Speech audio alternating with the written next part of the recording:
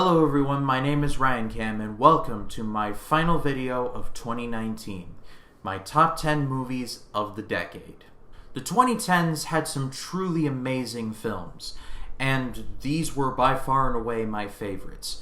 This was probably one of the more challenging lists that I've had to compile, but I am very comfortable with my list and no sense in delaying it any further.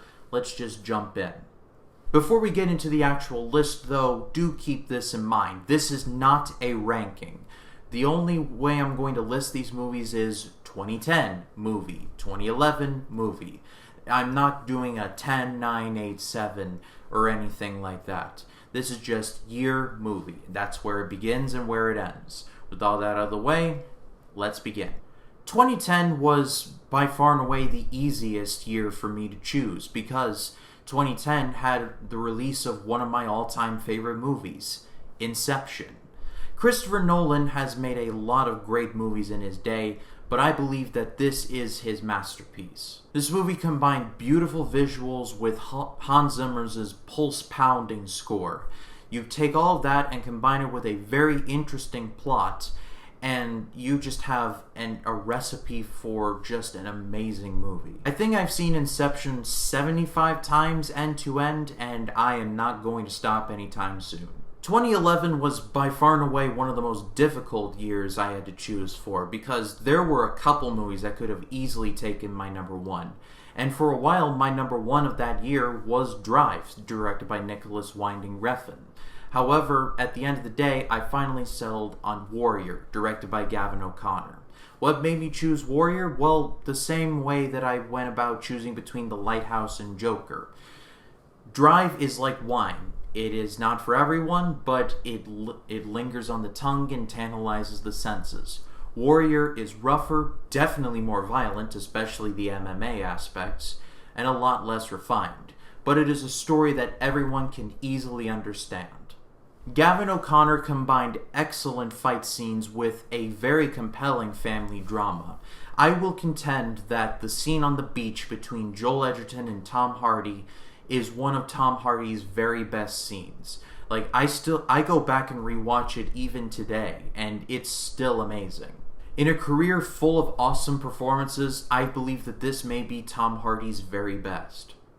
2012 was another difficult year because there could have been 3 different movies that could have been my number one. However, I finally settled on a movie that not a lot of people talk about, and I think everyone absolutely should, and that is End of Watch. I call End of Watch the Citizen Kane of found footage movies because despite there being many good found footage movies like Cloverfield or Chronicle, End of Watch struck a chord with me like none of those ever did. And I love Cloverfield and Chronicle, but End of Watch is in a class by itself. Michael Pena and Jake Gyllenhaal are both excellent in the movie. I still contend that this is Michael Pena's best performance. They can both be very serious with each other, but also very funny. And I think that's what makes this movie excellent, is the fact that the movie just feels very raw. I call this movie the Citizen Kane of found footage movies because the found footage actually makes sense and accentuates the whole cops in Los Angeles thing. That's probably one of the hardest jobs in the world. I also maintain that Anna Kendrick's very best scene as an actress is in this movie when she records that message on the camcorder to Gyllenhaal. That scene makes me tear up every single time. 2013 was a difficult year as well, but not for the reasons that, there was spoiled for choice. No. 2013 was difficult because I was could that be? No. But, maybe that, no. There were several great movies, but there were very few amazing ones. But the one that finally won out for me was About Time. About Time is one of my favorite romance films. It is a very simple story about a young man who finds out that he can travel back and forth in time throughout his life, and he uses it to get a date. That's pretty simple, right? But in a bit of a twist of fate, Domhnall Gleeson's character learns that because he has all the time in the world, he has to learn to savor what time he has. I like that. I like the spirit of that. Gleeson gives his best performance that I've ever seen from him here, as well as one of the best from Rachel McAdams. And the final scene that Gleeson shares with Bill Nighy in this movie is just... I don't want to think about it or I'm going to start crying. Let's just move on. 2014 was pretty much a no-brainer for me, and that was Whiplash. I did a collaboration with a bunch of other small YouTubers on the channel for Rachel's reviews. I'll link it up in the eye in the right-hand corner if you'd like to go check that out. Rachel's cool. She's awesome. So but I reviewed Whiplash on that video as well, so I'll try and keep my thoughts on Whiplash relatively brief and only touch on the good stuff. Simply put, Whiplash is one of the most intense movies I've ever seen. Who knew a jazz band could be as intense as, say, anything from Alfred Hitchcock? But it's true. A career best performance from J.K. Simmons combined with a career best performance from Miles Teller and just all sorts of subtext about success and what you're willing to do to get it, and you have the best movie of 2014. If I were to be ranking these movies from 10, 9, 8, so on, this would be at the top of the list, hands down. Similar to 2014, 2015 was an absolute no-brainer, slam dunk choice. Number 1, Mad Max Fury Road. This movie is crazy, but in all the best ways. George Miller made a movie that had almost no CGI, and when CGI was used, it was used in a good way. He used real cars, had real stunts, and on the whole, just told a very simple and practical and tactile story. It's honestly a movie that would not be made today, but somehow it was, and I'm grateful that it is. Not only does this movie have an all-time best performance from Tom Hardy, but another all-time best performance from Charlize Theron as Imperator Furiosa. Both of those actors convey so much more with their looks and their facial expressions than any other script that I saw in 2015. It was visual and efficient storytelling, and it was done masterfully. 2016 was yet another difficult one because there could have been 3 or 4 movies that taken my number 1. However, I finally settled on Arrival.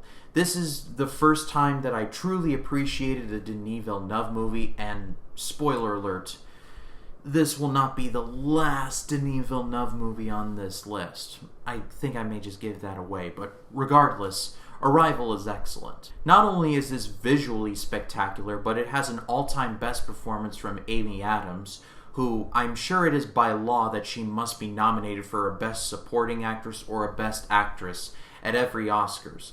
I think with the exception of this year.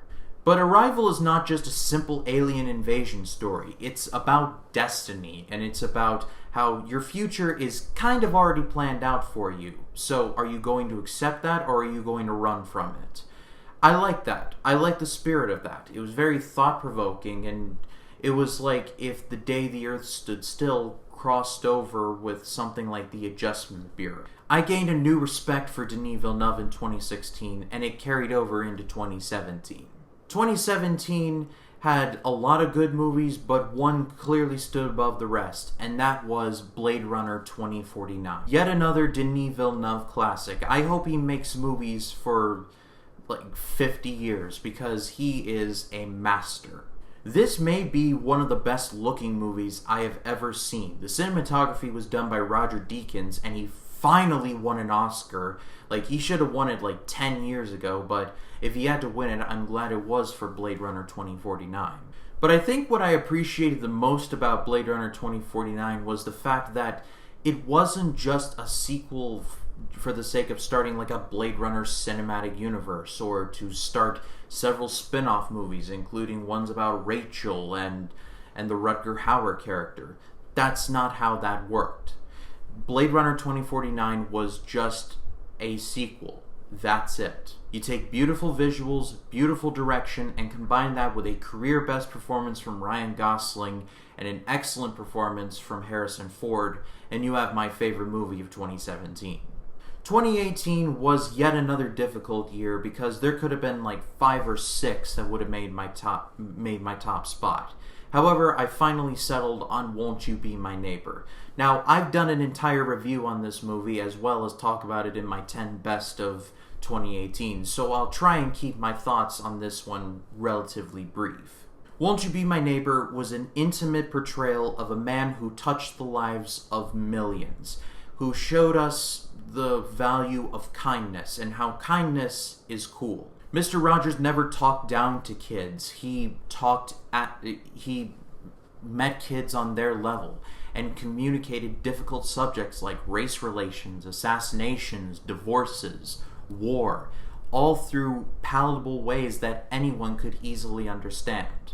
And Mr. Rogers showed kindness throughout his entire life. He loved everyone exactly how they were. And this documentary showed that to a T. While I did like A Beautiful Day in the Neighborhood, the Mr. Rogers movie starring Tom Hanks, this is by far and away the superior version. And in 2019, this should be pretty fresh in everyone's minds, but 2019, my pick is Joker. Again, I've done a review of Joker as well as talk about it in my best of the year list, so I'll try and keep this brief. But Joker is not just a Martin Scorsese highlight reel, and it's not just shock for the sake of shock. There is genuine depth in this movie, and Todd Phillips made a masterpiece. If you've been playing along at home, Joker is the only comic book movie on my list. Now, I love the MCU, I love the DCEU, but Joker is in a class by itself. Joker's playing chess while the rest of us are playing checkers.